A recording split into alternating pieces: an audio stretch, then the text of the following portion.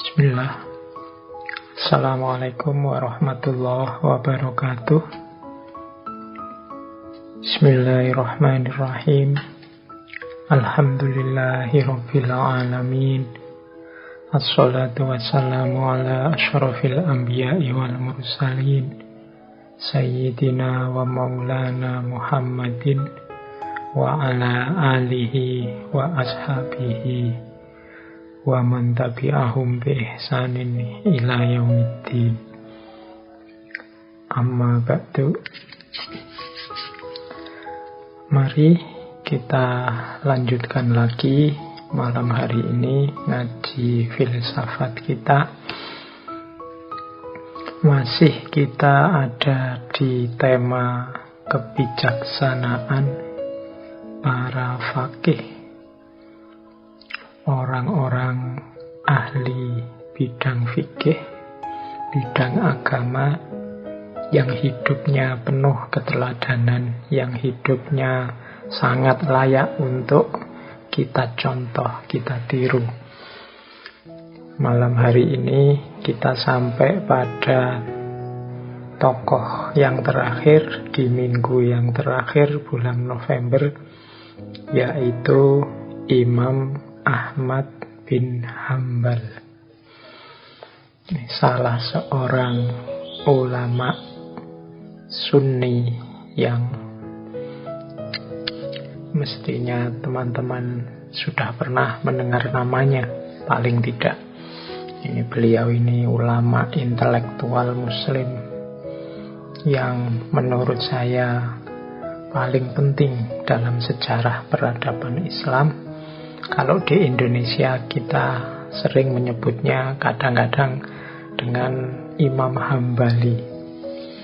Ya memang nama beliau Ahmad bin Hanbal, atau lengkapnya Ahmad bin Muhammad bin Hanbal. Biasanya di depannya diberi Abu Abdullah karena punya putra yang bernama Abdullah. Nanti di belakang biasanya ditambahi Asy-Syaibani karena beliau ini berasal dari suku Syaiban. Baik, kita mulai teman-teman ngaji kita malam hari ini. Bismillah, nawaitunya ditata. Arinal haqqo haqqo warzuqna tiba'ah wa arinal batila batila warzuqna ijtinabah. Nawaitu mencari ilmu kepada Allah, semoga Allah menampakkan yang benar sebagai benar dan kita diberi kekuatan untuk mengikutinya, yang batil sebagai batil dan kita diberi kekuatan untuk menghindarinya. Oke, karena kuncinya apa-apa itu kan niat di depan. Baik, kita mulai berkenalan dengan Imam Ahmad. Tadi saya sebut nama lengkap beliau Ahmad bin Muhammad bin Hanbal dari suku Syaibani, disebut kadang-kadang dengan nama putra beliau Abdullah, sehingga di depan diberi Abu Abdullah. Beliau lahir kalau tahun Hijriyah ya tahun 164 Hijriah. Kalau tahun Masehi ini ada yang menyebut tahun 780 Masehi. Beliau lahir bulan November, sama seperti bulan kita hari ini. Dan nanti beliau meninggal sekitar tahun 855 Masehi. Berarti usia beliau sekitar 75 tahun. Ada juga yang bilang usia beliau itu 77 tahun. Baik, beliau ini yatim sejak kecil. Ini seperti kemarin ya, Imam Syafi'i. Jadi beliau hidup hanya bersama ibunya. Lahir di Baghdad. Ada pula yang menyebut sebenarnya bukan Baghdad kelahiran beliau, tapi daerah kalau sekarang ya Turkmenistan. Hanya saja ibunya pindah ke Baghdad saat mengandung Imam Ahmad bin Hanbal. Ya karena anak yatim, ya masa kecilnya pastinya tidak sebahagia, semewah anak-anak yang lain, termasuk mungkin tidak seperti kita. Tapi beliau ini dikenal pendiam, pinter, cerdas sejak kecil, dan dikenal juga sejak kecil sudah warok.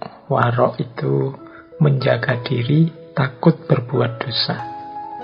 Ini ciri beliau sejak kecil. Bahkan nanti sampai beliau jadi ulama besar pun dikenal gaya hidupnya sangat sederhana. Satu-satunya yang paling menonjol dari beliau memang semangatnya untuk ilmu. Kalau dari sisi ekonomi, beliau ini nanti banyak didukung ekonominya dengan cara beliau menyewakan alat untuk menyulam. Jadi sewa menyewa alat sulam.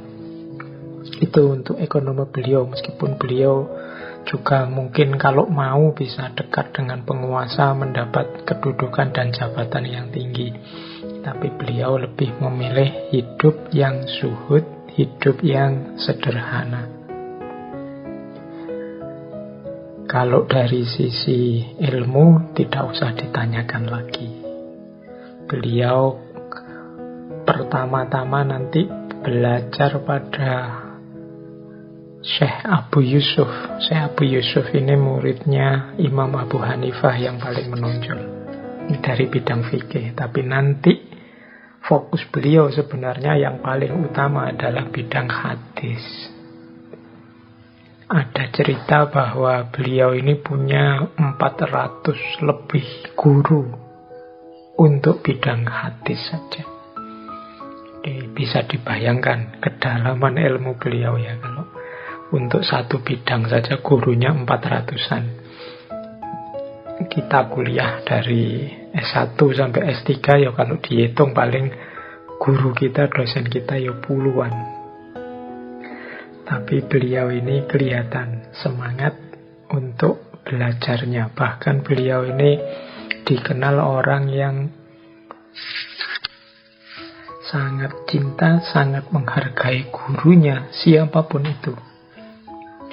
Ada cerita dari putra beliau, Abdullah, bahwa Imam Ahmad ini kalau berdoa, selain mendoakan orang tuanya, di belakang doa itu selalu menyebut nama-nama guru beliau satu-satu.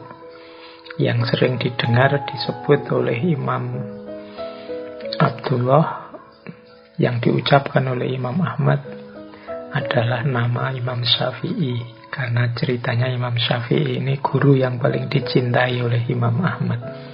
Minggu lalu ada banyak cerita-cerita tentang mereka berdua. Oke, apalagi informasi tentang beliau. Beliau punya satu masterpiece karya, kitab hadis yang luar biasa, yaitu Al-Musnad Al-Kabir. Karena beliau memang expertnya di bidang hadis, kitab ini isinya tidak kurang dari 27.000 hadis yang disusun dengan sistematika sanad. Nah, ini salah satu karya yang monumental dalam dunia hadis. Bahkan kabarnya beliau ini hafal 1 juta hadis. Ini, kalau ini saya tidak yakin ya kita bisa niru, apalagi yang malam ini ikut ngaji lah usianya sudah berapa untuk kita hafal 10-20 hadis, 40 hadis, arba'in itu sudah luar biasa. Tapi beliau ini hafal 1 juta hadis. Tidak terbayangkan bagaimana dulu beliau mengelola waktunya. Padahal waktu para ulama besar ini kan ya sama kayak kita, 24 jam.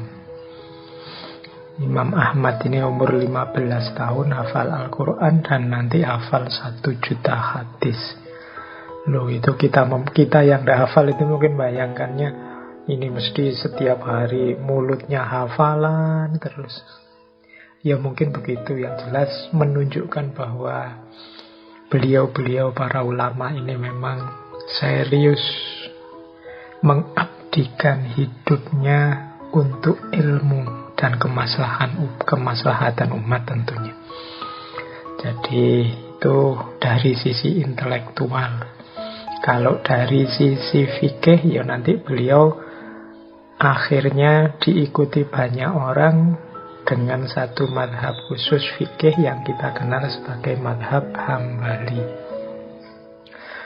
Nah, beliau ini guru-gurunya dari semua madhab sebelumnya. Tadi kan ada Abu Yusuf dari Imam Abu Hanifah dari madhab Hanafi. Kemudian secara langsung juga belajar dari Imam Syafi'i. Nanti beberapa gurunya juga alirannya Maliki.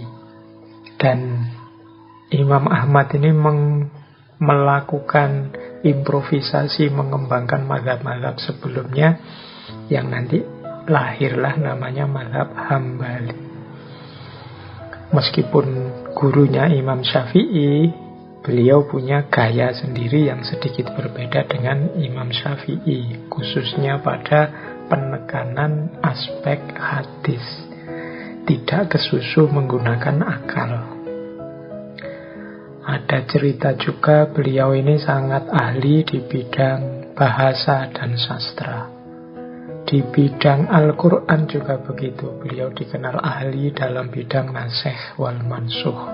Beliau juga mengembangkan gaya qiraat yang berbeda. Ini mahasiswa tafsir silahkan dipelajari. Imam Ahmad ini dikenal kalau gaya qiraatnya beliau tidak suka kalau berlebih-lebihan memanjang-manjangkan bacaan Hamzah. Silahkan diteliti yang mahasiswa tafsir, yang tentang fikih ya monggo. Mahasiswa syariah, mahasiswa fikih, mahasiswa hukum bisa menggali pemahaman beliau ini. Ya malam hari ini kita mengkaji beliau dari sisi hikmah, dari sisi kebijaksanaan hidup. Sesuai tema kita kan memang temanya ngaji filsafat, bidang yang berbeda monggo digali lebih intensif oleh para ahlinya masing-masing. Nah, hanya saja tentang Imam Ahmad ini di babak-babak akhir kehidupan beliau mengalami beberapa ujian yang menyakitkan. Jadi beliau ini dengan pemahaman beliau nanti berbeda pandangan dengan dinasti, dengan kekhalifahan saat itu. Yang saat itu khalifahnya adalah Al-Ma'mun. Nah, khalifah Al-Ma'mun ini madhab resminya Mu'tazilah. Dan nanti bertentangan dengan beberapa pandangannya Imam Ahmad. Nanti Al-Ma'mun ini melakukan namanya mihnah. Mihnah itu uji keimanan, uji kepercayaan. Jadi para ulama yang pandangan-pandangannya berlawanan dengan pandangannya negara yang resmi akan dihukum, dieksekusi. Nah, Imam Ahmad termasuk dari para ulama yang beberapa pandangannya berbeda. Khususnya yang paling terkenal sekali pandangan beliau tentang Al-Quran. Kalau menurut Al-Ma'mun dan dinastinya saat itu, Al-Quran itu makhluk. Tapi Imam Ahmad bin Hambal tidak mau disuruh mengikuti pandangan ini. Bagi beliau, Al-Quran itu ya hakikatnya kalamullah, bukan makhluk. Ini diskusi-diskusi ilmu kalam. Nanti Imam Ahmad juga termasuk salah satu pionir dalam tokoh besar dalam kajian ilmu kalam. Nanti dari beliau lah nanti lahir satu pandangan yang secara ilmu kalam dikenal dengan nama salafiyah. Nah, dengan bedanya pandangan ini akhirnya Imam Ahmad dipenjara, disiksa.